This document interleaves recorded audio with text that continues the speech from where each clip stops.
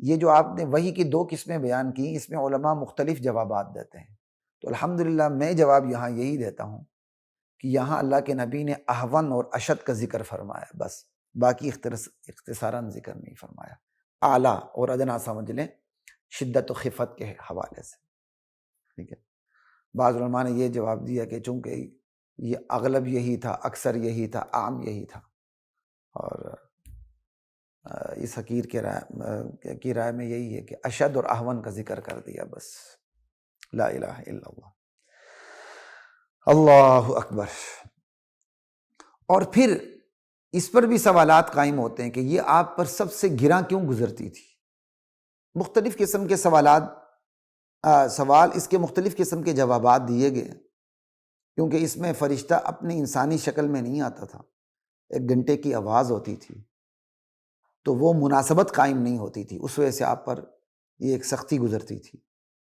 بہرحال یہ جتنے بھی جوابات ہیں، کئی فلسفیانہ جوابات ہوں گے، کچھ حدیث کے مزاج کے مطابق جوابات ہوں گے، بہرحال اس کا تعلق اجتہادی جوابات سے ہے۔ اللہ کے نبی نے خود کوئی جواب نہیں دیا کہ یہ گراں بار مجھ پر کیوں ہوتی ہے، اس لیے اس کا جواب نہ بھی آئے تو کوئی فرق نہیں پڑتا، بس گراں بار ہوتی تھی، اللہ کے نبی نے فرمایا، ختم شد، مسئلہ ہی ختم ہو گیا۔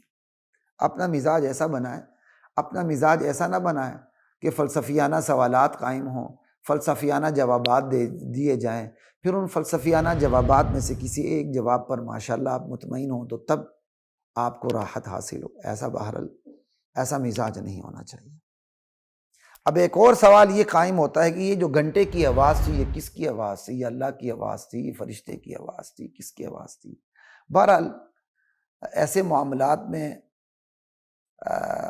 احتیاط سے گزر جانا، بہرحال اللہ کی آواز قرار دینا، میں سمجھتا ہوں کہ بہرحال یہ بڑی جرأت کا مظاہرہ، گریز کرنا چاہیے۔ آپ پھر یہی کہیں گے جیسے اللہ کی آواز ہے، ہماری آواز کی طرح نہیں ہے، تعویلات کریں گے، لیکن بہرحال بڑی جرأت کا مظاہرہ ایسا نہیں کرنا چاہیے۔ یہی حدیث طرفہ فی 3215 بخاری کی جو حدیث نمبر 3215 ہے، یہاں بھی اس حدیث کا ذکر ہے، تو ظاہر حدیث سے یہی پتہ چلتا ہے کہ یہ آواز فرشتے کی تھی، کیونکہ یہاں صاف لکھا ہوا ہے کل ذالک یأتین الملک احیانا فی مثل صلصلۃ الجرس۔ آپ نے یہی فرمایا کہ فرشتے ہی آتا ہے میرے پاس، اور ایک صورت یہ ہوتی ہے کہ وہ فی مثل صلصلۃ الجرس، وہ گھنٹے کی آواز کی صورت میں، آواز جیسی آواز میں میرے پاس آتا ہے، سمجھ آئی؟ یعنی گھنٹے کی آواز جیسی آواز میں میرے پاس آتا ہے۔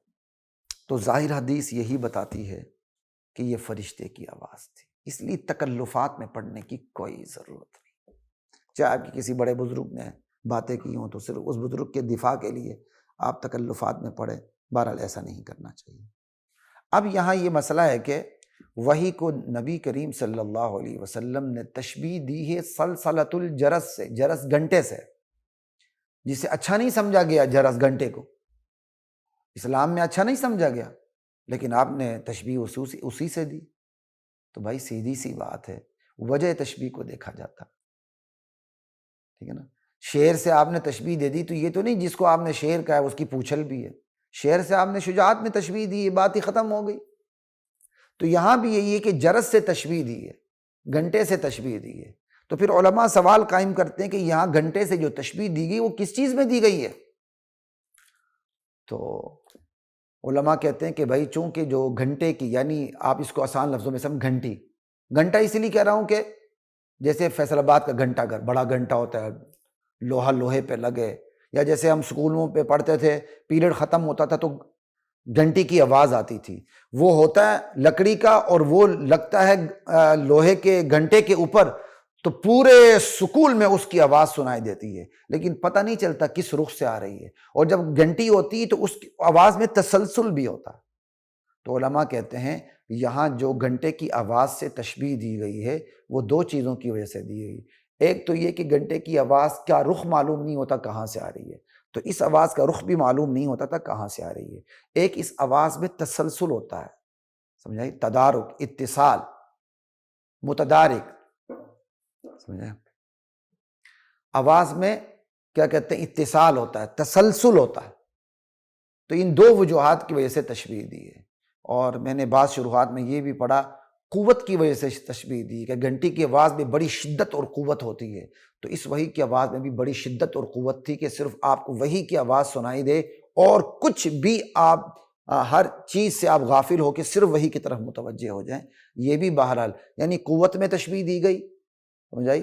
جہت میں تشبیہ دی گئی کہ جس طرح گھنٹی کی جہت نہیں عدم جہت میں، اسی طرح اس وحی کی آواز کا بھی جہت کا پتہ نہیں چل رہا تھا کہاں سے آ رہی ہے. اور اسی طرح تسلسل میں تشبیہ دی گئی، جس طرح گھنٹے کی آواز میں تسلسل ہوتا ہے اس میں بھی تسلسل ہے. ٹھیک ہے. پھر میں یہاں چھوٹی سی بات عرض کر دیتا ہوں. میرے نزدیک یہاں تشبیہ ظاہر باہر ہے، صوت میں ہی دی گئی ہے بس. یعنی اس وحی کی آواز گھنٹے کی آواز کی طرح ہوتی تھی، تشبیہ آواز میں دی گئی ہے. اور حضرات کیا کہتی، خواتین و حضرات، تھوڑا سا آپ غور کریں اور اہل علم سے بھی ہاتھ جوڑ کر میری گزارش ہے، اس بات کو ایسے ہی کیا کہتے ہیں ردی پہ نہ پھینک دیں کہ خلیق الرحمن کہہ رہا ہے. تھوڑا سا سوچ لیجیے گا کہ دیکھیں نا، سیدھی سی بات ہے، وحی کی آواز کو گھنٹے کی آواز سے تشبیہ دی گئی. تو تشبیہ نفس آواز میں دی گئی ہے، عندی نفس آواز میں. جب تشبیہ نفس آواز میں دی گئی تو نفس آواز میں دینے کی وجہ سے اس کے عدم جہت کی عدم جہت ہے تو وہ بھی آ گئی، اتصال اور تسلسل ہے تو وہ بھی آ گیا، اگر قوت ہے تو وہ بھی آ گئی. نفس وحی کی آواز ایسی تھی جیسے گھنٹے کی آواز ہوتی ہے بس. اور یہی آواز کو دوی النحل کہا گیا ہے. جیسے شہد کی مکھی کی بن بناہٹ، جیسے شہد کی مکھی کی آواز آتی ہے. صحابہ بیٹھے ہوتے تھے، حضرت عمر راوی ہیں کہ جب حضور پر وحی نازل ہوتی تھی تو ہمیں ایسا لگتا تھا جیسے شہد کی مکھیوں کی آواز ہے. ٹھیک ہے نا؟ یہی سلسلۃ الجرس دوی النحل ہے. تو دوی النحل سے بھی پتہ چلا حضرت عمر نے وحی کی نفس آواز کو دوی النحل سے تشبیہ دی ہے. یعنی وحی کی آواز کو شہد کی مکھی کی آواز سے تشبیہ دی ہے. تو وجہ تشبیہ جو ہے صرف آواز ہے. یہ نہیں کہ آواز کا آپ صرف تسلسل لے لیں، یا آواز کی صرف جہت کو لے کے بات کریں، یا آواز کی صرف قوت کو لے کے بات کریں. نفس آواز کو لے کر بات کریں گے نا. اگر آپ قوت چاہتے ہیں، قوت آ گئی. آپ نے اتصال کی بات کرنی، تسلسل کی بات کرنی، وہ آ گئی. ٹھیک ہے نا؟ اور اسی طرح اگر آپ نے بات کرنی ہے کہ بھائی عدم جہت کا پتہ ہی نہیں چلتا کس جہت سے آ رہی، تو وہ بھی خود بخود اس کے اندر سمجھ آئی بات کی. لا الہ الا اللہ. اور اگلا مسئلہ یہاں یہ ہے کہ جرس تو اچھا نہیں سمجھا گیا، جو پہلی بات مجھے کرنی چاہیے تھی، تو تشبیہ دی گئی. یعنی مشبہ جو ہے وحی، وہ تو بڑی محمود اچھی چیز ہے، اور مشبہ بھی جس سے تشبیہ دی گئی گھنٹا جو ہے، تو جو گھنٹی ہے، گھنٹہ ہے، وہ اس کو تو شریعت میں اچھا نہیں سمجھا گیا. تو مشبہ بھی تو یہاں مذموم ہے. تو بات یہی کہ سیدھی سی بات ہے کہ حالت احرام کے احکام اور ہیں، اور حالت احرام کے احکام اور ہوتے ہیں، احرام میں نہ ہو تو احکام اور ہوتے ہیں. ٹھیک ہے. وہی کی آواز اگر گھنٹے کی آواز کی طرح تو وہاں رہنے دے نا، وہ اللہ تعالیٰ نے کر دی بس. دنیا میں ہمارے لیے یہ مذموم ہے. ٹھیک ہے. تو اس لحاظ سے آپ مذموم کہہ ہی نہیں سکتے کہ ہر جگہ احکام جدا جدا ہوتے ہیں. سیدھی سی بات یہی ہے. ٹھیک ہے. یہ میری چھوٹی سی رائے ہے. باقی وجہ تشبیہ صرف آواز ہے بس. آواز میں تشبیہ دی گئی ہے. یہاں کوئی دنیا کے گھنٹی کو اچھا سمجھنے کی بات نہیں ہو رہی. نفس آواز میں تشبیہ دی گئی ہے کہ آواز ایسی تھی. ٹھیک ہے نا.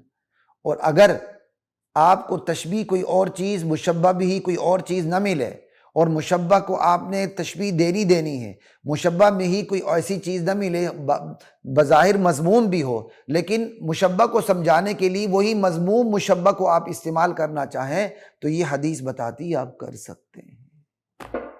سمجھ آئی؟ تو یہ تھوڑی سی بات یاد رکھیے گا. اس کی چھوٹی سی مثال ایسی ہے، ایک بندے کو ایک ایڈریس سمجھ ہی نہیں آ رہا. آپ کہتے ہیں یار فلاں جگہ جائیں، فلاں سٹاپ پہ اتریں، اور دائیں طرف جائیں، بائیں طرف جائیں، سیدھی گلی میں جائیں، پھر پٹھی گلی میں جائیں. اس بیچارے کو سمجھ ہی نہیں آتی. لیکن جب بالکل ہی آپ سمجھانے سے قاصر ہو گئے تو آپ کو ایک اور طریقہ سمجھ میں آیا.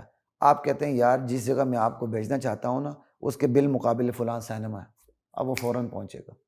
کیوں؟ سینمے کا ہر ایک کو پتا. تو یہ ہے مجبوراً. بالکل اسی طرح کہ جب وحی کی آواز ہی گھنٹے کی آواز سے مشابہ تھی تو اللہ کے نبی نے گھنٹے کی آواز سے ہی اس کو تشبیہ دینی تھی, اور اس کا تعلق گھنٹے کی جو آواز ہے وہ دنیا سے تو ہے ہی نہیں ہے, وہ تو ماوراء دنیا ہے, اس کے احکام ہی الگ ہے. حلت و حرمت کے احکام کا تعلق اس سے ہے ہی نہیں, لہٰذا سوال ہی پیدا نہیں ہوتا کہ جواب دیا جائے. ٹھیک ہے, سوال پیدا ہوتا بھی ہے تو جواب دے دیا کہ بھائی اس کا تعلق دنیا سے نہیں ہے, دنیا کے احکامات میں جرس منع ہے. وہاں جرس کی آواز کی صورت میں آئی تو وہ اللہ ہے. ایک ہی وقت میں کیا کہتے ہیں احکام مختلف ہو جاتے ہیں دنیا کے اندر ہی. جیسے میں نے آپ کو مثال دی, حالت احرام میں اختلاف کیا کہتے ہیں احکام مختلف ہوتے ہیں. احرام سے باہر آئیں تو وہی احرام کے اندر جو چیزیں حرام ہوتی ہیں باہر لگا حلال ہو جاتی ہیں. تو دنیا کے اندر جرس کو ممنوع سمجھا گیا, لیکن اللہ کی مرضی, اللہ تعالیٰ نے دنیا کے لیے جو وحی بھیجنی ہے اس کو جرس کی آواز کی طرح اس میں بھیج دی. اس میں کوئی مذاق نہیں. اس سے تو خدا کی خدائی کا پتہ چلتا ہے کہ حلال اور حرام کرنے کی قوت اس کے پاس ہے, کسی اور کے پاس نہیں ہے. اچھا جی آگے چلتے ہیں. حارث بن ہشام رضی اللہ تعالی عنہ نے جو آپ سے سوال کیا کہ آپ پر وحی کیسے نازل ہوتی ہے, تو جب وحی کی بات ہو گئی تو اس کے اندر 4 چیزیں آ گئی, 4 حقیقتیں آ گئی. وحی لامالا کوئی موحی ہے, وحی بھیجنے والا. موحی وحی, موحی نے وحی بھیجی. قاصد حامل وحی جبریل امین. صاحب وحی نبی کریم صلی اللہ تعالی علیہ وآلہ وسلم. یہاں 4 چیزوں کی وضاحت کیف یأتیک الوحی سے خود بخود ہو گئی. یہاں موحی کی وضاحت بھی ہو گئی کہ اس موحی کی قدرت کا اندازہ لگائی ہے. وہ اس نے انسانوں میں سے چنیدہ انسانوں کا انتخاب کیا نبی اور رسول بنا کے, اور ان سے وہ ہم کلام ہوا, اور ہم کلام ہونے کی اس نے اپنی صورتیں رکھی. کبھی کیا کہتے ہیں اپنی وحی اس کے دل پر نقش کر دی, کبھی پردے کے پیچھے سے بات کی, کبھی فرشتہ بھیج کے بات کی. اس کی مختلف صورتیں. ٹھیک ہے نا, یہ موحی کی قدرت کا پتہ چلتا ہے کہ اس نے وحی بھیجی ہے. یہ جو وحی کا سلسلہ ہے, آپ پر وحی کیسے آتی ہے, اس پورے سلسلے پر غور کریں تو سب سے پہلے بندے کو اللہ کی قدرت کا اعتراف کرنا پڑتا ہے. سب سے پہلے یہاں جس چیز کی سمجھ آتی وہ موحی ہے. کیوں؟ وحی وہی بھیجے گا جو موحی ہے, جس کے پاس وحی بھیجنے کی طاقت ہے. اس پوری حدیث کو دیکھیں تو اللہ کی قدرت کی سمجھ آتی ہے. موحی صرف وہ ہے, وحی صرف وہ بھیج سکتا ہے. جس طرح اس پوری دنیا کا نظام ایک کنٹرولڈ نظام, ایک کنٹرول سسٹم ہے, بالکل اسی طرح وحی کا نظام بھی ایک کنٹرولڈ نظام ہے. ہر چیز کا ریموٹ کنٹرول اس کے ہاتھ میں ہے. جس طرح دنیا کا ریموٹ کنٹرول اس کے ہاتھ میں ہے, وحی کا ریموٹ کنٹرول بھی اس کے ہاتھ میں ہے. وہ چاہے وحی بھیجے چاہے وحی نہ بھیجے, اس کی مرضی. کیا نبی علیہ السلام وحی کے لیے بے قرار نہیں ہوئے؟ فترت وحی کا زمانہ نہیں. انشاءاللہ بھول کے آپ نے نہیں کہا, دل میں تھا, وحی نہیں آئی. اور جب وحی آئی تو پہلی وحی یہی آئی, وَلَا تَقُولَنَّ لِشَيْءٍ إِنِّي فَاعِلٌ ذَلِكَ غَدًا إِلَّا أَن يَشَاءَ اللَّهُ. میں نے نبی آپ نے آئندہ کبھی بھی یہ نہیں کہنا کہ کل میں یہ کروں گا, جب تک کہ آپ انشاءاللہ نہ کہیں. اب اس پوری حدیث پر بھی دیکھیں تو موحی کی ہستی سب سے پہلے سامنے آتی ہے, جس کو ہم اس حدیث کی تشریح میں نظر انداز کر دیتے ہیں. موحی, یہ وحی کی قدرت, یہ وحی کا کنٹرول سسٹم, یہ وحی بھیجنے والے کی طاقت کا بتاتا ہے کہ اس کے پاس کیا طاقت ہے. اور اللہ تعالیٰ نے اس کا ذکر سورہ تکویر میں بھی کیا. فلا اقسم بالخنس الجوار الکنس واللیل اذا عسعس والصبح اذا تنفس انہ لقول رسول کریم ذی قوت عند ذی العرش مکین مطاع ثم امین. اللہ اکبر. اللہ قسم کھا رہے ہیں مجھے قسم ہے،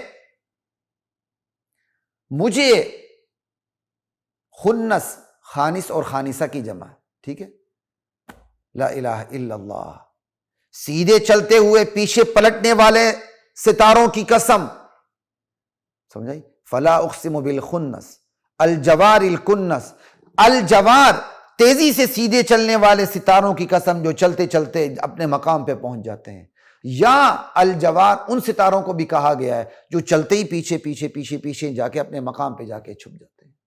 الجوار الکنس، کنس کانس یا کانسہ کی جمع، جیسے ہرن اپنے مسکن میں جا کے چھپ جاتا ہے۔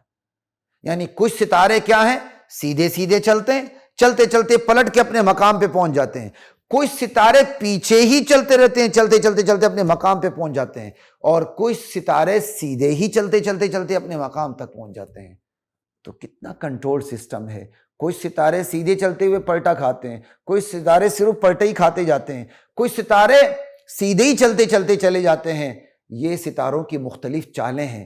اللہ تعالیٰ ستاروں کی مختلف چالوں کی قسم کھا کے کہتے ہیں، مجھے مختلف چال چلنے والے ستاروں کی قسم، واللیل اذا عسعس، جاتی ہوئی رات کی قسم، والصبح اذا تنفس، آتی ہوئی صبح کی قسم، سانس لیتی ہوئی صبح کی قسم، انہ لقول رسول کریم، یہ قرآن ایک معزز قاصد کا لایا ہوا کلام ہے۔ تو کبھی آپ نے غور کیا، قسم کو تو اللہ شہادت بنا کے پیش کر رہے ہیں، اللہ کہہ رہے ہیں یہ دیکھو، یہ پورا نظام اس پر گواہ ہے کہ جس طرح اس پورے نظام کو تم دیکھو تو تمہیں پتہ چلے گا کہ اس پورے نظام کا کنٹرول صرف ایک ہستی کے ہاتھ میں ہے، ریموٹ کنٹرول اس کے ہاتھ میں ہے۔ یہ پورا نظام جس میں ستاروں کی مختلف چالیں ہیں، راتوں کا آنا جانا ہے، چاند سورج کا آنا جانا ہے، ٹھیک ہے، یہ پورا نظام بتاتا ہے کہ ایک کنٹرول سسٹم ہے۔ تو یاد رکھنا وہی کبھی ایک کنٹرول سسٹم ہے، ریموٹ کنٹرول اس کے ہاتھ میں ہے، وہ جبرائیل امین کو جب چاہتا ہے بھیجتا ہے، جو محمد رسول اللہ کے سینے اطہر پر وحی کو بواسطہ جبرائیل نازل کرتا ہے، انہ لقول رسول کریم، لا الہ الا اللہ۔ اللہ پورے نظام کو گواہ بنا کے پیش کر رہے ہیں، پورے نظام کو۔ اللہ کہہ رہے ہیں اگر یہ پورا نظام میں اس طرح چلا سکتا ہوں تو میں وہی بھی اسی طرح میں اپنے نبی پر نازل کر سکتا ہوں۔ جس طرح ستاروں کی مختلف چالیں ہیں، بالکل اسی طرح وحی کی بھی مختلف صورتیں ہیں۔ یہ میں نے یہاں آپ کو تھوڑا سا جوڑ کے بتا دیا، لا الہ الا اللہ۔ تو یہ سب سے پہلے یہاں کیف یأتیک الوحی میں موحی کا پتہ چلتا ہے، جو وحی بھیجنے والی طاقت ہے، وہ کہتی وہ طاقت، وہ قوت، وہ اللہ کہتا ہے میں ایک اکیلا ہوں۔ جس طرح پوری دنیا کا سسٹم میرے ہاتھ میں ہے، وحی کا کنٹرول سسٹم بھی میرے ہاتھ میں، کسی اور کے ہاتھ میں نہیں ہے۔ ایک تو موحی کا پتہ چلا، پھر وحی کا پتہ چلا، موحی نے وحی بھیجی، ٹھیک ہے۔ تو وحی کی مختلف صورتیں یہاں آ گئیں۔ اشد اور اہون، سب سے ہلکی جو آپ پہ گزرتی تھی وحی، وہ نسبتاً ہلکی، ان میں سے جو سب سے ہلکی آپ پہ گزرتی تھی وہ، اور جو سب سے گھنا گزرتی تھی وہ، تو وحی کا تنوع اس کے اندر آ گیا، تو وحی کا بھی پتہ چل گیا۔ حامل الوحی کا بھی پتہ چل گیا، جو وحی لے کر آتا ہے، ٹھیک ہے نا۔ وہ کبھی انسانی صورت میں آ جاتا ہے، کبھی وہ انسانی صورت میں نہیں ہوتا، پردے کے پیچھے ہوتا ہے۔ حضرت دحیہ کلبی کی رضی اللہ عنہ کی شکل میں اکثر آیا کرتے تھے جبرائیل امین رضی اللہ تعالیٰ، جبرائیل امین آیا کرتے تھے، ٹھیک ہے۔ تو یہاں حامل وحی کا بھی پتہ چلا کہ حامل وحی بھی اپنی شکلیں بدلتا ہے۔ ایک دفعہ نبی علیہ السلام نے جبرائیل امین کو دیکھا، 600 پر تھے آسمان کے کناروں کو انہوں نے بھر دیا تھا۔ حدیث سے حامل وحی کا بھی پتہ چلا کہ وہ بھی اپنی مختلف شکلیں رکھتے ہیں، کبھی انسانی شکل میں آتے، کبھی انسانی شکل میں نہیں آتے، کبھی اپنی اصلی شکل میں بھی۔ آپ نے 2 دفعہ جبرائیل امین کو اپنی اصلی شکل میں دیکھا، ٹھیک ہے۔ ایک تو حامل وحی کا بھی پتہ چلا، اور آگے جو پتہ چلا چوتھی چیز صاحب وحی، صاحب وحی کی کیفیت کا بھی پتہ چل گیا۔ نبی علیہ السلام پہ وحی گھراؤ گزرتی تھی، اور وحی کے تحمل کی طاقت صرف نبی کے پاس ہوتی ہے، غیر نبی کے پاس ہوتی نہیں ہے۔ وحی کا تحمل، وحی کو برداشت صرف نبی کر سکتا ہے، اور نبی کو برداشت کرنے کی قوت من جانب اللہ عطا کی گئی ہوتی ہے۔ تو یہاں کیف یأتیک الوحی میں 4 چیزیں آ گئی، موحی اللہ تعالیٰ، وحی جو بھیجی جا رہی ہے اس کا تنوع، حامل الوحی اس کی صورتیں جبرائیل امین، اور صاحب الوحی، صاحب وحی محمد رسول اللہ صلی اللہ علیہ وسلم، ان پر ان کی کیا کیفیت ہوتی تھی وحی کے وقت. ٹھیک ہے جی. لا الہ الا اللہ، یہ بھی بات مکمل ہو گئی. اور یہ کس کی آواز تھی اس کے متعلق بھی میں آپ کو بتا چکا. شدت وحی کی وجوہات پر بھی بات کرنے کی ضرورت نہیں، وہ بھی میں آپ کو بتا چکا کہ بس اللہ کے نبی نے اتنا ہی فرمایا کہ وحی کی یہ ایک قسم جو گھنٹے کی آواز کی صورت میں ہوتی تھی مجھ پر گراں گزرتی تھی، اس کی آپ نے وجہ نہیں بیان کی. وجہ اپنے اپنے مزاج کے مطابق شارحین بیان کر دیتے ہیں. اللہ کے نبی نے نہیں فرمائی، اس لیے کوئی بھی کسی بھی وجہ کو یقینی نہیں کہا جا سکتا. ٹھیک ہے جی. اور اگلی بات کہ حضرت حارث بن ہشام رضی اللہ تعالی عنہ سوال کرتے ہیں کیف یأتیک الوحی، کیا انہیں یقین نہیں تھا کہ وحی آتی ہے؟ وحی آتی ہے. ایک تجسس ہوتا ہے کہ وحی کیسے آتی ہے. ٹھیک ہے، معرفت کی خاطر. تو کسی بھی چیز کی معرفت حاصل کرنا، اگر اس کے معرفت حاصل کرنے میں کوئی قدغن نہ ہو تو جائز ہے اس کی معرفت حاصل کرنا. بندہ اپنے اطمینان کے لیے سوال کرتا ہے، اپنی معرفت کے لیے سوال کرتا ہے. تو اپنے اطمینان کے لیے سوال کرنا، معرفت کے لیے سوال کرنا، یہ یقین سے متصادم شے نہیں ہے.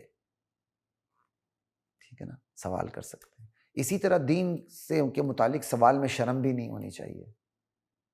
آپ کو سوال سوچ جائے، آپ عالم دین سے، کسی انجینئر ڈاکٹر سے نہیں، عالم دین سے جا کے سوال کریں. عالم دین سے. یہ جو ذرائع ابلاغ کی ترقی ہوئی ہے، اس کے نقصانات میں سے ایک یہ نقصان ہوا ہے کہ جن کے ہاتھ میں ہتھوڑا ہونا چاہیے وہ بھی قرآن و حدیث کھول کے بیٹھے ہوئے. ٹھیک ہے نا. تو اس چیز کو بہرحال احتیاط سے دیکھنا چاہیے. آپ بیمار ہوتے ہیں، آپ ڈاکٹر کے پاس جاتے ہیں اور کوشش کرتے ہیں کمپاؤنڈر کے پاس نہ جائیں، یا 2-3 خوراکیں میڈیکل سٹور سے لے لیں، ہلکا پھلکا بخار ہے، سمجھے. تو بہرحال بندہ جاتا طبیب کے پاس ہے. تو آپ کو کوئی روحانی مسئلہ ہے تو روحانی طبیب سے رجوع کیجیے گا. حضرت حارث بن ہشام نے وحی کے متعلق سوال اسی ہستی سے کیا جس ہستی سے انہیں جواب مل سکتا تھا، حضور صلی اللہ علیہ وسلم سے. وحی کا سوال کسی اور سے نہیں کیا. کسی اور کو کیا پتا کیسے وحی آتی ہے. اس لیے کوئی دینی سوال ہو علماء سے کیجیے گا. علماء میں سے جو اہل علم ہیں، معتبر ہیں، ان سے جا کے سوال کیجیے گا.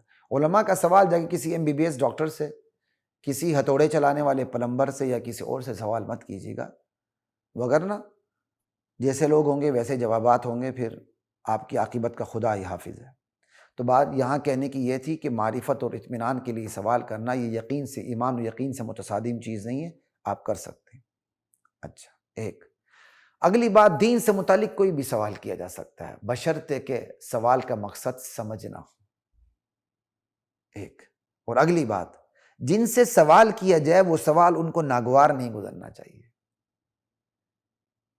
معذرت کے ساتھ ہمارے علماء میں ایک تعداد ایسی ہے کہ ان سے کوئی دنیا کا پڑھا لکھا آگے کوئی عقلی سوال کرے، وہ فٹ جٹ سے اسے ڈانٹ دیتے ہیں یا کوئی فتویٰ سنا دیتے ہیں. وہ ڈر کے مارے سوال نہیں کرتا. تو پہلے تو بڑا اچھا وقت تھا، ڈر کے مارے سوال نہیں کرتا تھا، چلو چپ چاپ بیٹھ جاتا تھا. اب بڑا نازک وقت آیا علماء کرام، آپ جواب نہیں دیں گے تو میرا موبائل پتہ نہیں کہاں گیا. وہ موبائل ہاتھ میں پکڑ کے اسمارٹ فون پہ کلک کرے گا، گوگل کرے گا، جواب ڈھونڈے گا، گمراہ ہوگا. تو اگر وہ گمراہ ہو گیا خدا نخواستہ، اس گمراہی میں آپ کا بھی حصہ ہوگا. آپ کو سوال کا جواب نہیں آتا تو امام مالک شرم محسوس نہیں کرتے تھے لا ادری کہتے ہوئے. تو مجھے اور آپ کو کیوں شرم محسوس ہونی چاہیے لا ادری کہتے ہوئے؟ جی مجھے معلوم نہیں ہے. ٹھیک ہے، میں آج بھی میڈیا کا سامنا کرتا ہوں تو الحمدللہ یہ سوچ کے کرتا ہوں کہ جس سوال کا جواب مجھے نہیں آتا ہوگا میں صاف کہہ دوں گا لا ادری. حوصلہ تب پیدا ہوتا ہے اگر آپ کے اندر لا ادری کا حوصلہ نہیں ہے. تو پھر لکھ لیجیے گا، آپ کے اندر کسی بھی جواب کا، جو آپ کو جواب آتا بھی ہو، اس جواب کا بھی حوصلہ آپ کے اندر نہیں. میں لکھ کے دیتا ہوں آپ کو. لیکن اگر آپ کو لا ادری کا حوصلہ ہے کہ ہاں مجھے اس کا جواب نہیں آتا، تو جو جواب آتا ہے پھر وہ جواب دینے کا حوصلہ آپ کے اندر ضرور ہے. لا الہ الا اللہ. اس لیے لا ادری کہنے کا حوصلہ رکھیں تاکہ جو ادری ہے اس کے اندر برکتیں پیدا ہوں. لا الہ الا اللہ. حضور کو سوال ناگوار نہیں گزرا تو مجھے آپ کو کیوں ناگوار گزرنا چاہیے؟ آپ کو نہیں آتا، آپ بعد میں کہہ دیں جی مطالعہ کر کے بتا دوں گا، دیکھ کے بتا دوں گا، یا آپ کے بس میں نہیں ہے، آپ کسی اور عالم کی طرف اس کو رجوع کرنے کا کہیں، صرف اپنے در کا فقیر بنا کے نہ رکھیں کسی کو۔ ہمارے ہاں یہ ایک مصیبت بھی ہے، ہم ڈرتے ہیں ہمارا مرید کسی اور کے چکر میں نہ پھنس جائے، کسی اور کے پاس نہ چلا جائے۔ اگر کوئی اور اہل حق ہے تو جانے دینا، کیا فرق پڑتا ہے؟ یا آپ اپنے اندر اتنی قوت پیدا کریں، اتنی استطاعت اور اتنی روحانیت پیدا کریں کہ آپ کا مرید آپ کو خود ہی چھوڑ کے کہیں نہ جائے۔ آپ مرید ہے کہ مرشد ہیں؟ ڈرنا مرید کو چاہیے کہ مرشد کو چاہیے؟ اور یہاں مرشد الٹا مرید بنا ہوتا ہے مرید کا، اور مرید مرشد بنا ہوتا ہے۔ خیر، لا الہ الا اللہ۔ یہ تھی کچھ باتیں اس حدیث کے متعلق جو میں نے آپ کے سامنے عرض کر دی۔ اللہ کی ذات مجھے اور آپ کو نبی کریم صلی اللہ علیہ وسلم کی احادیث کو سمجھنے، سننے، سمجھنے، عمل کرنے اور آگے پہنچانے کی توفیق عطا فرمائے۔ وآخر دعوانا الحمد للہ رب العالمین۔ السلام علیکم ورحمۃ اللہ وبرکاتہ۔ کتنا ہو گیا جی؟